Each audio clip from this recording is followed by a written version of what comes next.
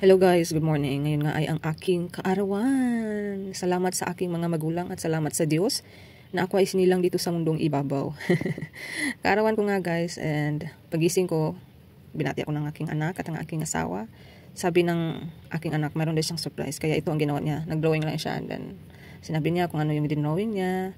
Wala kami masyadong ganap ngayon guys. Trivia lang guys, matagal na ako sa dito sa India pero mostly, yung pag nagse-celebrate sila ng birthday is cake cutting lang ang kanilang celebration. Or minsan wala talaga silang celebration, parang normal day lang sa kanila dito. Yung bongga na celebration nila is yung, kunwari may anak ka, yung first birthday ang pinakabongga nila, may mga function yan sila. Pero hindi naman sa lahat, dito lang sa area ko, sa pamilya ko. Or sa mga, alam ko, ganyan sila dito mag-celebrate, pero hindi naman lahat. Pero kami, minsan, nag-cutting lang kami dito sa bahay. So, hindi katulad sa atin sa Pinas na yung celebration is parang feast sa atin. Marami tayong handa or anything, mag-celebrate, ganun. Pero iba yung plan ko sa birthday ko guys, gusto ko mag-out of town. Kaya nagplan ng aking asawa na mag-out of town kami sana ngayon na week.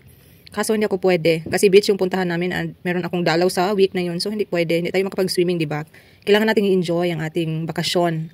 So, ayun nga, reschedule namin siya sa end of the month. Ang aming ganap ngayon sabi ng asawa ko, kain na lang tayo merienda sa labas. So, ito nga guys, kumain kami dito sa California Burrito. Bagong open lang to guys sa area namin. Pero hindi kami nakakain. Ngayon lang kami dito pumunta. So, dinala niya kami dito guys. And so, in-order namin dito is rice bowl, tsaka yung pita bread na may chocolate, tapos chicken popcorn, tapos ano yung akin? Roll.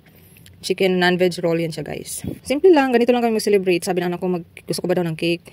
Sabi ko, may ubo ka man. Next time na lang tayo mag-cake. Tsaka maligo tayo sa pool, sabi ko sa kanya. Sabi niya, okay mami. So yun na nga yung ginawa niya guys, nag-drawing na siya ng kanyang gift daw niya sa akin. May nagbibigay na ng gift sa atin ngayon, ng ating anak. Maraming salamat nga pala sa aking pamilya at sa mga kaibigan na nakaalala sa aking birthday. Maraming salamat guys. God bless you all. So after namin dito kumain guys, umuwi na rin kami. And nag-dinner kasi may pasok pa si Prisha bukas. So, ayun lang ating celebration guys. Ang importante is healthy tayo dito at hindi sakitin. Super thankful ako guys kasi yung asawa ko palagi niya kaming tinitreat. Tinadala kami sa magagandang lugar.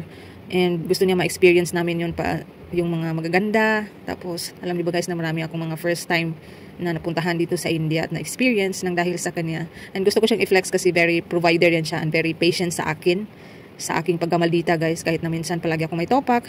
Kasi minsan namimiss rin natin ang Pinas, gusto natin doon pero hindi talaga kaya. Hindi mayaman ang asawa ko guys, tama lang talaga pero very provider yan siya sa amin.